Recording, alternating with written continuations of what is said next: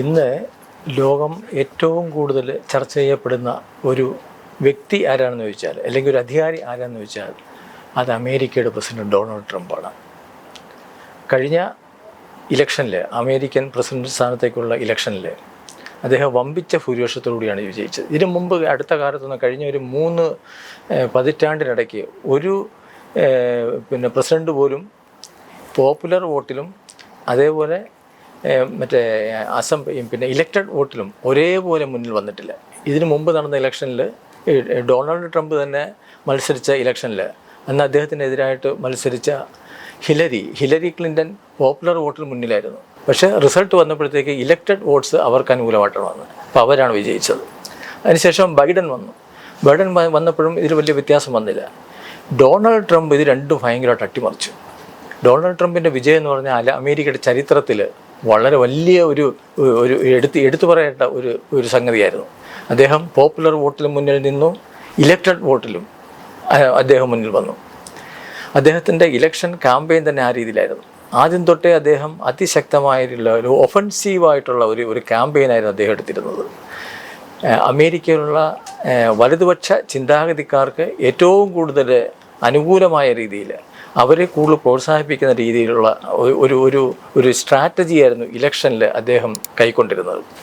അദ്ദേഹം പറഞ്ഞിരുന്നു, അമേരിക്കയിലെ വരുന്ന കുടിയേറ്റക്കാർ, അദ്ദേഹത്തെ ഏറ്റവും കൂടുതൽ ഊന്നൽ കൊടുത്ത ഒരു സംഗതി കുടിയേറ്റക്കാരെ സംബന്ധിച്ചുള്ളതായിരുന്നു. അദ്ദേഹം പറഞ്ഞു, കുടിയേറ്റക്കാരെ സംബന്ധിച്ചിടത്തോളം അദ്ദേഹം പറഞ്ഞു, ഇവിടെ വരുന്നവർ ഈ അമേരിക്കയിലെ പട്ടികളെ കൊന്നു തിന്നുന്നു എന്ന് പറഞ്ഞു. അതിനൊരു പ്രസക്തിയുണ്ട്. അത് കാര്യം എന്ന് പറഞ്ഞാൽ, അമേരിക്കക്കാർ ഏറ്റവും കൂടുതൽ ലാളിച്ച് വളർത്തുന്ന ഒരു ഡൊമസ്റ്റിക് ആനിമലാണ് നായ്ക്കളെന്ന് പറഞ്ഞാൽ. ആ നായ്ക്കളെ കൊന്നു തിന്നുന്ന ആൾക്കാരെന്ന് അവർക്ക് ഭയങ്കര ദേഷ്യമാണ്. അപ്പോൾ അവരുടെ ആ വികാരം ഉണർത്താൻ വേണ്ടിയിട്ടാണ് അദ്ദേഹം ആ രീതിയിലുള്ള ക്യാമ്പയിനുമായിട്ട് മുന്നോട്ട് പോയത്. ഇപ്പോൾ അങ്ങനെ ഒഴിച്ചു. അതേപോലെ തന്നെ ക്രിമിനൽ ആക്ടിവിറ്റീസ്, അമേരിക്കയിൽ നടക്കുന്ന എല്ലാ ക്രൈമിൻ്റെയും പുറകിൽ ഉള്ളത് ഈ കുടിയേറ്റക്കാരാണ് അദ്ദേഹം പറഞ്ഞു. ഇലക്ഷനിൽ ഈ 2 സ്ട്രാറ്റജി അദ്ദേഹത്തിൻ്റെ പോരായ്മകളെല്ലാം മറച്ചു വെച്ചുകൊണ്ട് മുന്നേറാൻ അദ്ദേഹത്തെ സഹായിച്ച വസ്തുതകളാണ്. നമുക്കെല്ലാവർക്കും അറിയാം, അദ്ദേഹം കോവിഡ് സമയത്ത് അന്ന് അദ്ദേഹം പ്രസിഡൻ്റായിരുന്നു. അദ്ദേഹത്തിൻ്റെ ആദ്യത്തെ തവണ അന്ന് കോവിഡ് സമയത്ത് അദ്ദേഹം മിസറബിളായിട്ടുള്ളൊരു ഫെയിലുവറായിരുന്നു കോവിഡിനെ ഹാൻഡിൽ ചെയ്യുന്ന കാര്യത്തിൽ. കോവിഡിനെതിരായിട്ട് അദ്ദേഹം വാക്സിൻ എടുക്കാൻ അദ്ദേഹം വിസമ്മതിച്ചു. ആളുകളോട് വാക്സിൻ എടുക്കണ്ടെന്ന് തന്നെ ആദ്യം പറഞ്ഞ ആളാണ്. പക്ഷേ അതിനൊക്കെ പിറകിലാക്കിക്കൊണ്ട് ഈ 2 ക്യാമ്പയിനും, കുടിയേറ്റക്കാർക്കെതിരായിട്ടുള്ള ക്യാമ്പയിനും അതേപോലെ കുടിയേറ്റക്കാരുടെ ഈ ക്രിമിനൽ സ്വഭാവവും അത് രണ്ടും പ്രൊജക്റ്റ് ചെയ്തുകൊണ്ടാണ് അദ്ദേഹം ഈ വിജയത്തിലേക്ക് വന്നത്. അത് മാത്രമല്ല, അദ്ദേഹത്തെ സംബന്ധിച്ച് മറ്റൊരു കാര്യം എന്ന് പറഞ്ഞാൽ, അദ്ദേഹം പറഞ്ഞ കാര്യങ്ങൾ നടപ്പിലാക്കുന്ന കാര്യത്തിൽ യാതൊരു പ്രശ്നവും അദ്ദേഹം ഉറച്ചു നിൽക്കും. അതിൽ നിന്ന് പിന്മാറുന്ന പ്രശ്നം ഉദിക്കുന്നില്ല. അദ്ദേഹത്തിൻ്റെ ആദ്യത്തെ തവണ ഇലക്ഷനിൽ അത് തന്നെയായിരുന്നു.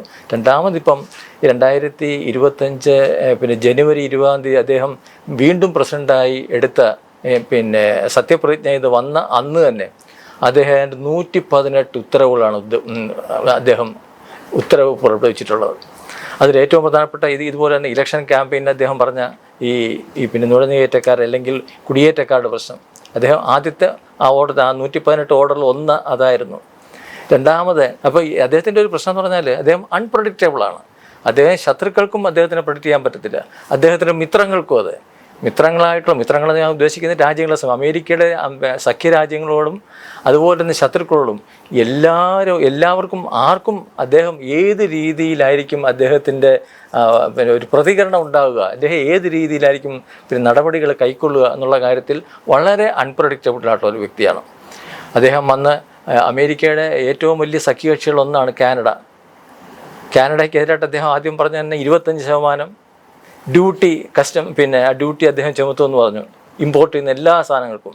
അമേരിക്കയും കാനഡയായിട്ട് വന്ന് ചൈന കഴിഞ്ഞാൽ ഏറ്റവും കൂടുതൽ വ്യാപാരം നടത്തുന്ന ഒരു രാജ്യം കാനഡയാണ്. അതുമാത്രമല്ല, അതിർത്തികൾ വളരെ ഓപ്പൺ അതിർത്തിയാണ്. കാനഡയ്ക്ക് പ്രത്യേകിച്ച് സൈന്യങ്ങളൊന്നും വലുതായിട്ടില്ല. അമേരിക്ക പോലെ സൈനിക ശക്തിയിൽ കൂടുതൽ കേന്ദ്രീകരിച്ചിട്ടുള്ള ഒരു രാജ്യമല്ല. അതുകൊണ്ട് തന്നെ ഈ വളരെ ലൂസായിട്ടുള്ള ഒരു അതിർത്തിയാണ് അമേരിക്കയും കാനഡയും തന്നെ പങ്കിടുന്നത്. അപ്പോൾ അതുകൊണ്ടാണ് ഈ കാനഡ അമേരിക്കയിലേക്ക് കുടിയേറ്റം വരുന്നതിൽ മെക്സിക്കോയുടെ ഈ അതിർത്തി ഇതുപോലെ തന്നെ വളരെ ലൂസായിട്ടുള്ളതാണ്. മെക്സിക്കോ പ്രോത്സാഹിപ്പിക്കുന്നുണ്ട്. അവിടെ നിന്നുള്ള ആൾക്കാരെ ഇങ്ങോട്ട് അമേരിക്കയിലേക്ക് കടക്കാൻ വേണ്ടി പ്രോത്സാഹിപ്പിക്കുന്നത്.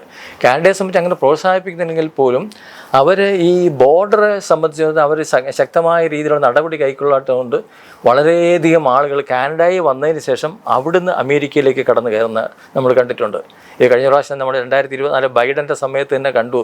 അവസാന ഒക്ടോബർ നവംബർ സമയത്ത് തന്നെ അദ്ദേഹം അമേരിക്കയുടെ ഈ ഹോം മിനിസ്ട്രി, ഇൻറ്റീരിയർ മിനിസ്ട്രി പുറപ്പെടുവിച്ച കണക്ക് പ്രകാരം ഏകദേശം 1 ലക്ഷം ഇന്ത്യക്കാരാണ് കാനഡയിൽ നിന്ന് അമേരിക്കയിലേക്ക് കടക്കാൻ വേണ്ടി അവിടെ ആ വഴിയുള്ള ശ്രമം നടത്തിയത്. അവരെയൊക്കെ അമേരിക്ക ഡീറ്റെയിൻ ചെയ്തു. എന്നിട്ട് പിന്നീട് മാറ്റുകയും ചെയ്തു.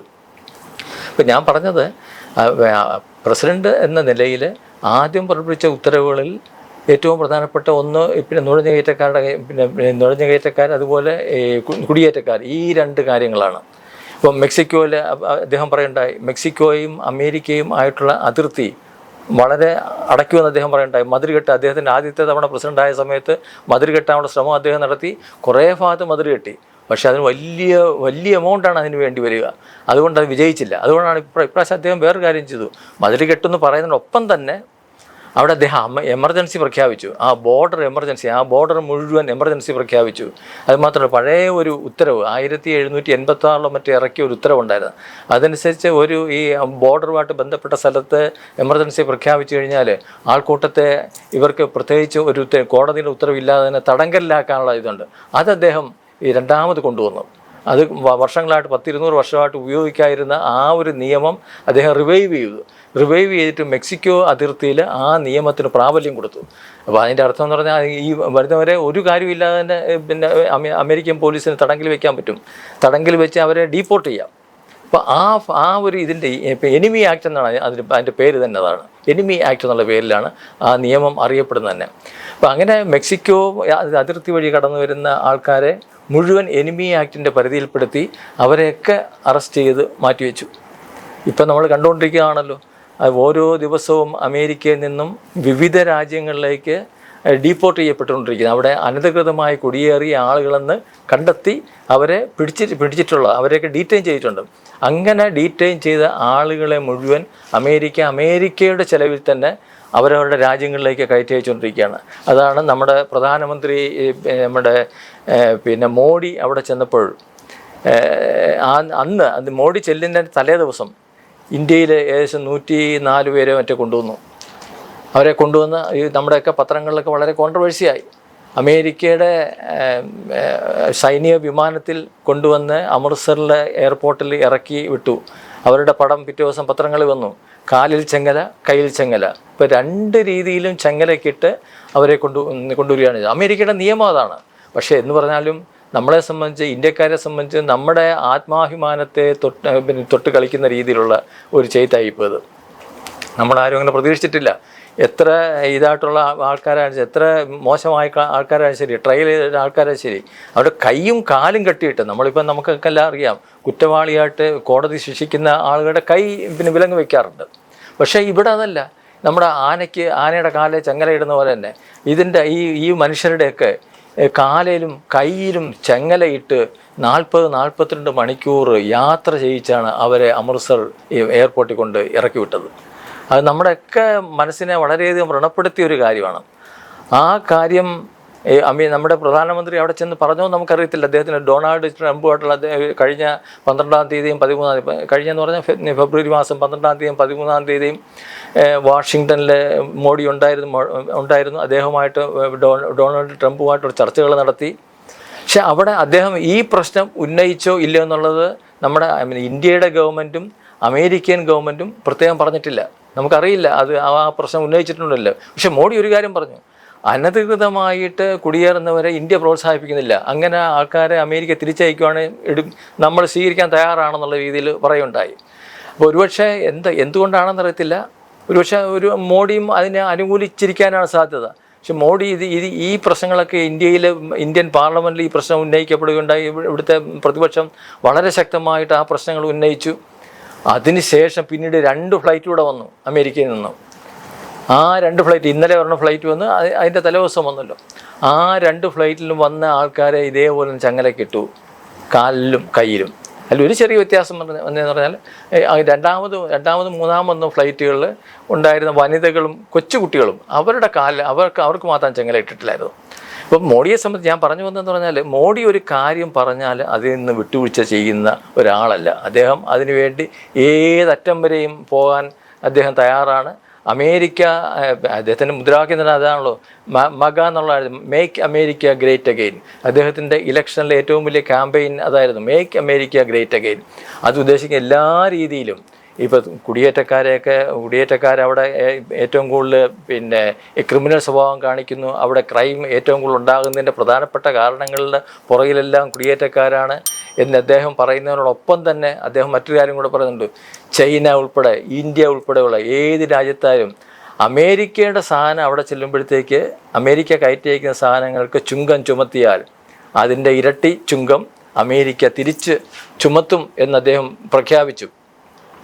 അതിൻ്റെ അടിസ്ഥാനത്തിലായിരിക്കാം ഇന്ത്യയുടെ ഈ വർഷത്തെ ബഡ്ജറ്റിൽ ഈ അമേരിക്ക ഈ ഹാർലി ഒരു ബൈക്കുണ്ടല്ലോ, ആ ബൈക്കിനെ സംബന്ധിച്ചിട്ട് ആ ബൈക്കിൻ്റെ ചുമത്തിട്ടുള്ള ചുങ്കത്തിൽ ഏകദേശം 60% ചുങ്കം നമ്മൾ എടുത്തു മാറ്റി. അത് ഈ മസ്ക് ഉൾപ്പെടെയുള്ള, അതുപോലെ ട്രംപും ഇതിനു മുമ്പ് പല പ്രാവശ്യം ആവശ്യമായി. അദ്ദേഹം കഴിഞ്ഞ പ്രാവശ്യം പ്രസിഡന്റ് ആയിരുന്നപ്പോൾ തന്നെ പറഞ്ഞിട്ടുള്ളതാണ്, ആ ബൈക്കിനെ സംബന്ധിച്ചുള്ള ഈ ഇന്ത്യ 250% ഈ ചുങ്കമാണ് ഏർപ്പെടുത്തുന്നത്, അത് പിൻവലിക്കണം എന്നുള്ള അദ്ദേഹത്തിൻ്റെ നേരത്തെ ഉള്ള ഒരു ഡിമാൻഡായിരുന്നു. ഏതായാലും അദ്ദേഹം ഈ പ്രസിഡൻ്റായ അദ്ദേഹം അത് ആവശ്യപ്പെടുന്നതിന് മുമ്പ് തന്നെ നമ്മുടെ ബഡ്ജറ്റിൽ അതിനുള്ള അമേരിക്കയിൽ നിന്ന് വന്ന ഇങ്ങനെയുള്ള അവർ തർക്കം ഉന്നയിച്ചിട്ടുള്ള പല കാര്യങ്ങളും നമ്മളാരും അറിയാതെ തന്നെ നമ്മുടെ ധനകാര്യമന്ത്രി ആ ചുങ്കത്തിൽ കുറവ് വരുത്തുകയുണ്ടായി. അപ്പോൾ കുറച്ചൊന്ന് സോഫ്റ്റൻ ചെയ്യാൻ, ട്രംപിനെ സോഫ്റ്റൻ ചെയ്യാന്നുള്ള ഉദ്ദേശമായിരിക്കും അതിൻ്റെ പുറകിലുള്ളത്. ഏതായാലും അതിൽ കംപ്ലീറ്റ് ആയിട്ടില്ല. ഇനി പല കാര്യങ്ങളിലും വീണ്ടും പല സാധനങ്ങളുടെ ഇമ്പോർട്ടിൽ നമ്മൾ അമേരിക്കയിൽ നിന്ന് ഇമ്പോർട്ട് ചെയ്യുന്ന പല സംഗതികളെ സംബന്ധിച്ചുള്ളതും ചുങ്കം കൂടുതലുണ്ട്. അപ്പോൾ അതുമൊക്കെ ഇനിയിപ്പോൾ നമ്മളൊരു ട്രേഡ് എഗ്രിമെൻറ്റ് വരികയാണ്. ആ ട്രേഡ് എഗ്രിമെൻറ്റ് സെപ്റ്റംബർ ഒക്ടോബർ കാലഘട്ടത്തിലാണ് വരുന്നത്. അതുവരെ നമുക്കൊരു സാവകാശം കിട്ടിയിട്ട് അതിനുശേഷം നമുക്കറിയാൻ പറ്റും ഈ ട്രംപ് ഏത് രീതിയിലായിരിക്കും ഇന്ത്യയോട് പെരുമാറുക എന്നുള്ള കാര്യത്തിൽ നമുക്ക് അപ്പോഴത്തേക്ക് ക്ലിയർ ആവും.